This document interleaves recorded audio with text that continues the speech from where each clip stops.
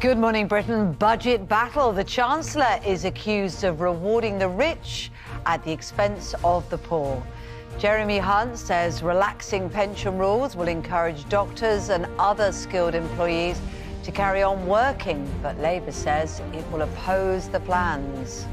Yeah, they say the policy will only help the richest 1% and they'll reverse it if they win the election. The Chancellor says his plan for the economy is working and he's going to stick to it.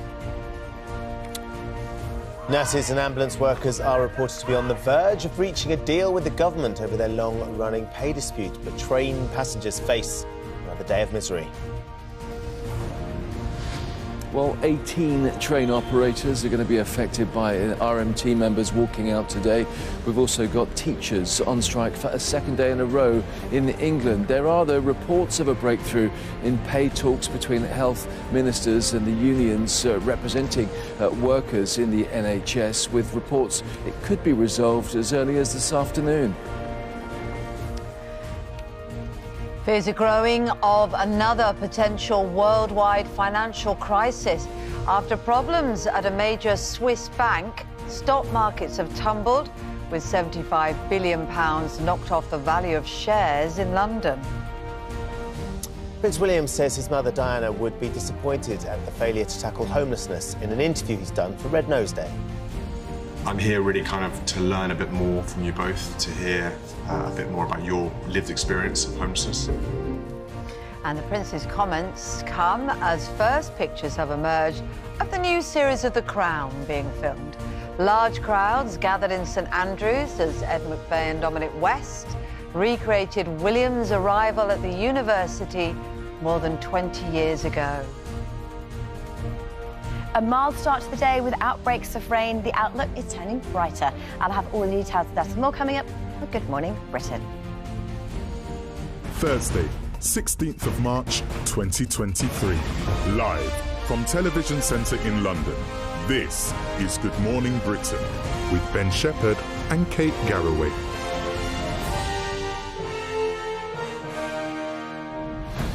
Hi there, good morning. Just 20 years ago, reflecting on where 20 years has gone.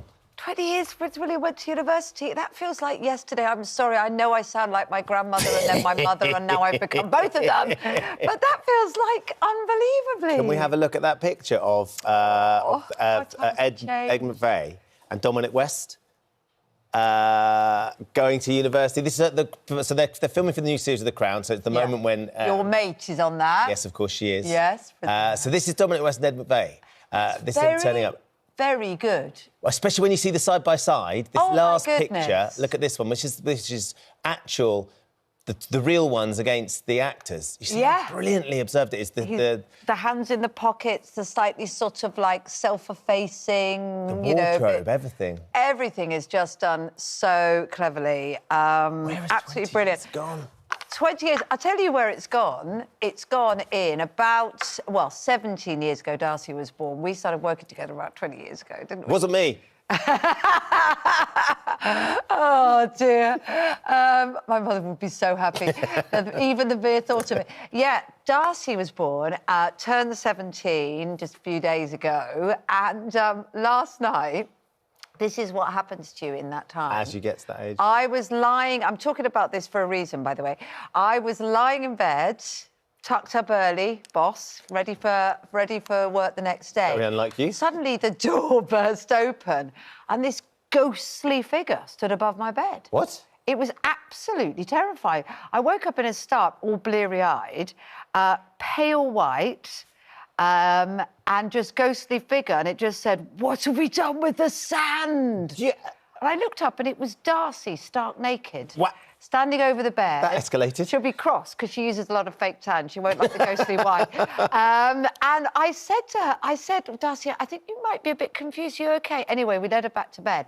But honestly, for a moment, I thought it was a ghost. So she was sleepwalking. She just woken up I in a don't bit know of whether she was fully asleep or just bleary-eyed got up for the loo. And I don't know what the sand's about. These are all questions that remain unanswered. Well, someone who may be able to answer it is Simon Gregson. Indeed. Steve McDonald's joining us a little bit later on because... You see, we were going somewhere. He has a haunted house. But he believes his own home is haunted. Simon Gregson, of course, we know him from Corrie.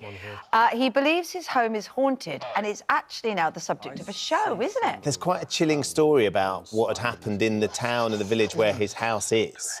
And he and his family have thought in the past that maybe there's something strange going on. So they've had the Ghostbusters in to try and work out if there's something is going on. Extraordinary. Has he got a 17-year-old daughter who's obviously eaten a lot of cheese before going to bed? Because that could be the non-mysterious answer. Of cheese. Yeah. Well, we're going to try and get to the bottom whether Steve's actually got a ghost.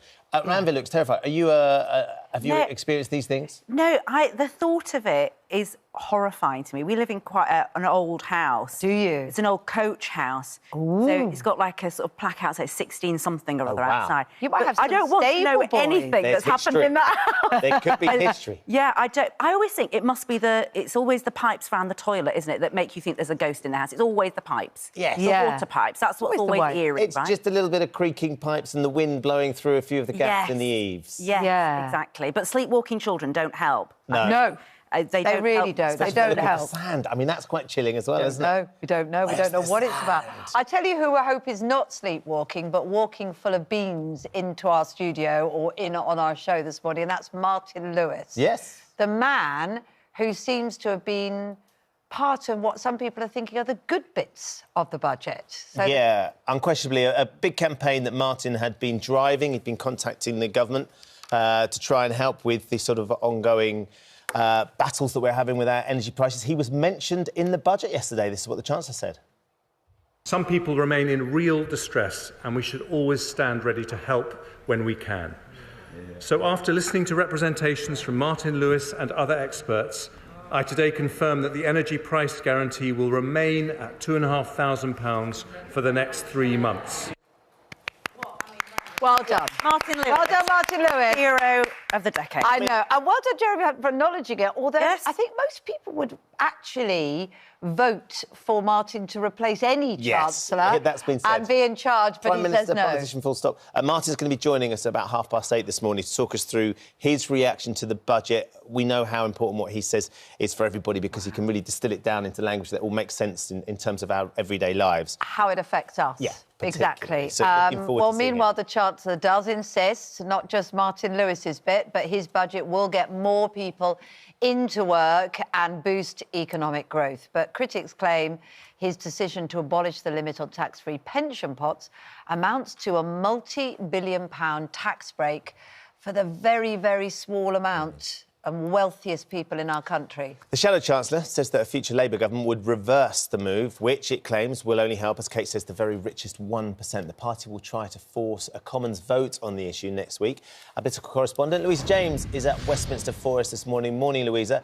So the Chancellor predicts inflation will plummet and Britain will avoid recession. Does the budget look like it might win the election, though?